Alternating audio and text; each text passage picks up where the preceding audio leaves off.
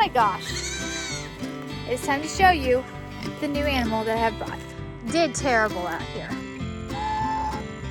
Hello, sweet baby.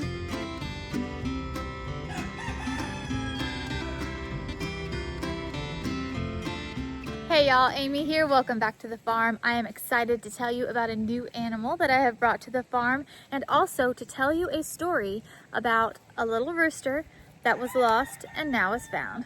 Let's go. Okay, we're starting with the story of the rooster, and I'll tell you why in a minute. But the other morning I was drinking coffee in the living room and I heard crows going crazy outside. Crows are great to have around because they alert you to things, but they are also drive off predatory birds. But I heard them and they were going crazy. And so I looked out the back window and a hawk had something and landed in my backyard. It was landed in my backyard with something that it had. And so I grabbed the binoculars that were right there, and it was a chicken. I haven't had a hawk get a chicken in not that for sure that I've ever known. We've only had a chicken got by a predator a couple months ago. It was ice cream cone. Do you remember I told you all about that?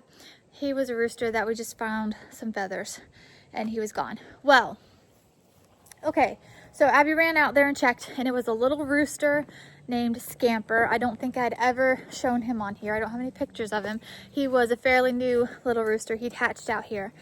And so I was like, oh man. So when we went out to do chores, we started looking around and seeing if we had any missing chickens. Y'all, we had 2 other missing roosters. We could not find Charles, my large rooster with the double spurs, and we could not find my little Freddie. Freddie is featured in my Christmas coloring book this year, and he was one of my favorite little roosters, and we couldn't find them. Now, if you've heard this story before, it's because I shared it in a short on both Facebook and here on YouTube, and I told you the whole story about, you know, losing the roosters and predators and all that. Well, later on, I was standing right back here. I'm going to tell you this part because I'm already out here. I was standing right over here, okay? I was talking to my friend Julie. She was here. And as I was standing here, I'm going to put you in my position, I looked over. This is my father-in-law's scrap pile here that he takes to the junkyard. I saw back in there something moving, and I saw feathers. And I was like, oh my gosh. So I ran over there. I'm going to insert the clip there that Julie took for me, and she sent it to me. So you watch that. Oh my goodness. He's not dead. Oh my goodness, dude, are you okay?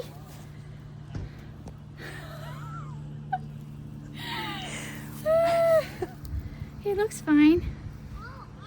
Look at his double spurs. Oh my I think they're locked together. They were. They were. Look at that. Those are both spurs. I guess he was either running. I'm assuming he was hiding from something, possibly hiding from the predatory bird that was flying, or just I don't know what he was doing. I don't know why he was there, but that's where he was, and he was okay. And I got him out, and he was fine. That was 2 days ago, and he was just here mid-morning, and he ate and everything this morning. And I came out, and it's afternoon.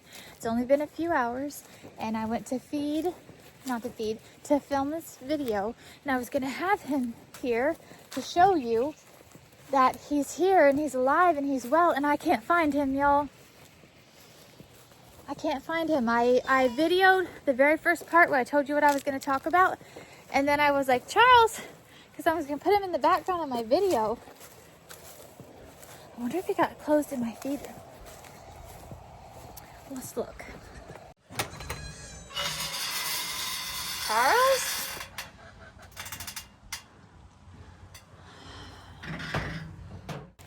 He is always out because I don't let him in because Jason, the other rooster, is mean to him. Oh my gosh. I've walked around this whole place looking for him, and he's in there. There he is, at the tip of my finger. He must have flown in there. I don't put him in there like I just said because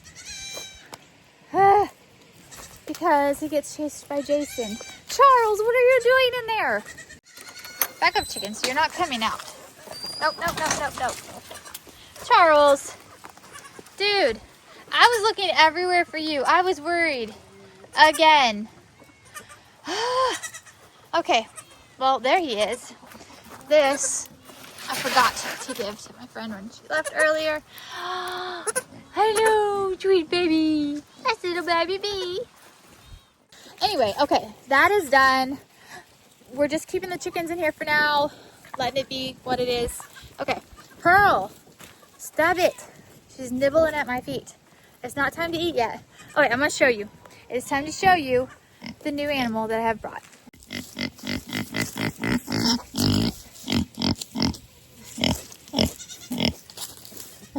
What is that? What do you think about that?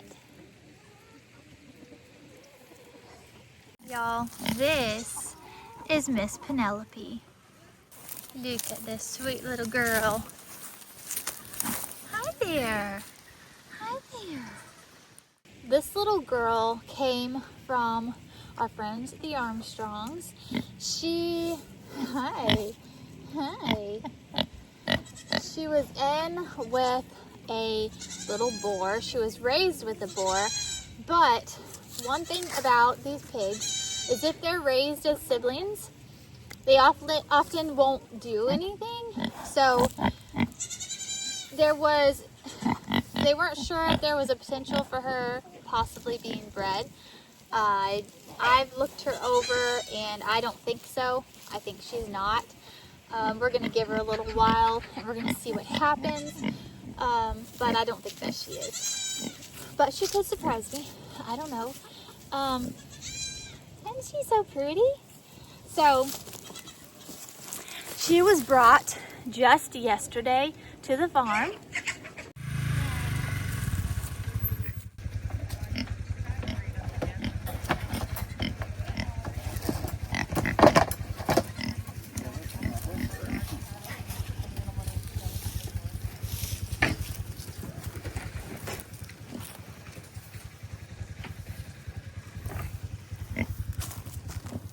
And y'all, Pearl is not a fan.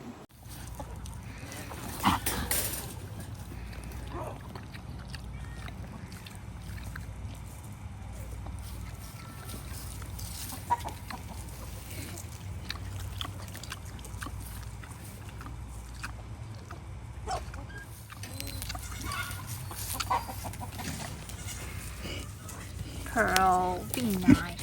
Pearl does not like other pigs. Pearl likes to be her loner self. She's not a fan. And so this one is not going to be living with Pearl. Pearl's back there by the fence. All she wants to do is for this one to come up to the fence so she can fight her. She's a little stinker, that's for sure. But this one, what I've decided to do is I'm going to put her out in the big field with the goats.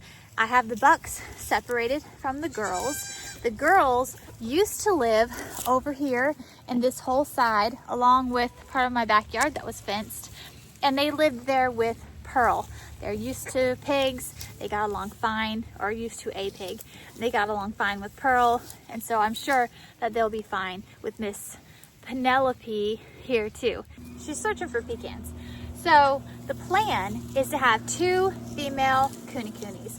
Penelope here and 1 more.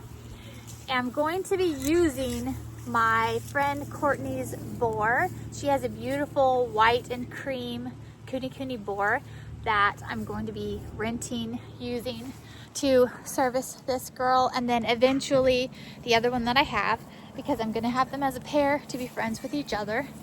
And I'm just going to have the 2. And so she's the start of my little coonies. Like I said, I'm going to put her in with the big goats probably tomorrow, and then she'll stay there for a little while because coonies are pasture pigs. And in here she has nothing to graze on, nothing green. And so I'm going to put her over there, even though honestly, you see this, nothing is green right now. We have dead grass everywhere. So she'll at least have more to forage while she's over there. Just a moment, we have to say hi to Peter real quick because he's being Peter. Here, come to the top. There he is. Okay, so I'm going to show you real quick where my plan for the Kuni Kuni place. Okay, over here in this area is my large goat pen. Over here is where I'm going to do my Kuni Kuni area. All right, so here's the plan. This was all garden area, well, the first half of it this year. Did terrible out here. I'm not going to be planting on this side again, but I have a water source right here, and then I have a fence line right there. That is barbed wire fence, but I can use the posts and then set whatever paneling I want on this side. So I already have the posts for that side of the fence. So I'd bring it through, and let me show you real quick how wide this is. It's actually wider than you think. It looks like a narrow strip, but it's pretty wide. Okay, and so I'm gonna run it along here, right along this here to back there. And this is gonna be my pig area. I'm considering doing a like a Premier One mesh electric fence type situation. Not mesh, what do you call it? Netting. The Pure One electric netting. And then, so it goes all the way back. See that oak tree right there? It goes all the way back to there. And so I could use this in like sections and sections and sections as they're grazing it down. Or I may use a paneling, like a hog panel, probably a cattle panel, just so that there's height for the sake of predators. Now halfway down this area is this right here, a concrete slab, which is hard to see, but because it's got weeds all over it, but it's a concrete slab, and it's like 12 by 12, actually maybe a little more than 12 by 12. It's a pretty good sized concrete slab. So if I went ahead and fenced this whole thing in all the way just for two little Kuni Kuni girls, they would not keep it 8 down. It should be able to grow and keep up with them. And this concrete slab is what I could turn into their house. On the other side, you see all these weeds here? On the other side is another concrete slab. That could possibly be a shed where I would keep their feed and anything that I would need all the way out here. We have a side-by-side, so if I need to, I could just zip around to different places to take care of things. Now, this whole side over here, it may look weird for these long strips to be out here, but these were commercial chicken barns long time ago. And so now they're used as gardening areas, and obviously it's fantastic gardening areas. So this long strip here is where I would do my gardening. I did the corn on this side this past spring, and then I did all the rest of my garden out here because I didn't have garden beds this year. First year I haven't had them. Won't do that again. This is not a good area to plant directly into the ground. It stays too wet. I know it doesn't feel like it, especially right now, but trust me, it stays too wet, things flood. I will do it all the way to the back if I need to. In the past years, I've only done what's closer up front, and all the rest has just been nothing because I didn't need that much, but I have it, so I can use it. So I'm gonna do that. I'm going to plant like my squash and okra up closer, my corn farther to the back. I can rotate it, it's enough space, and that'll be fine. So I'm gonna do that. And then my garden beds and things will be built over here by where the chicken pen is.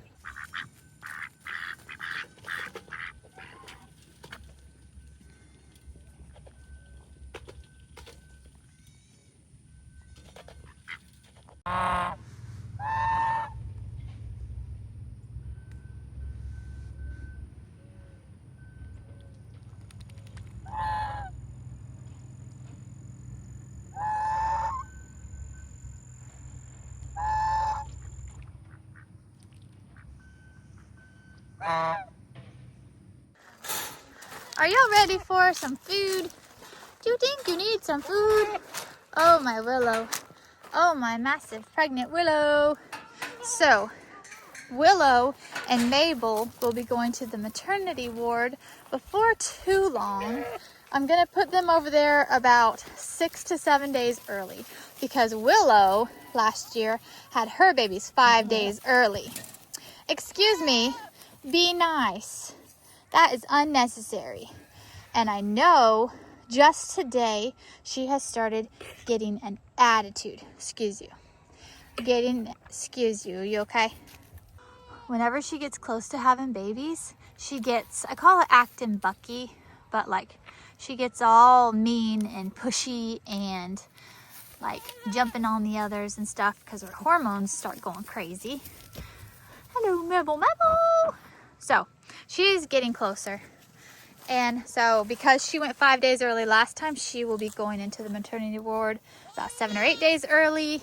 And then Mabel here is going to go at the same time. So I'll only have Thelma Lou and Batman in here. And so Penelope will be just fine. There's plenty of houses, plenty of space. The only issue that I'm going to have is goats taking pig feed. So I'm just going to go back to doing what I did way over there when I had the goats over there, is I'm just going to tie them to eat.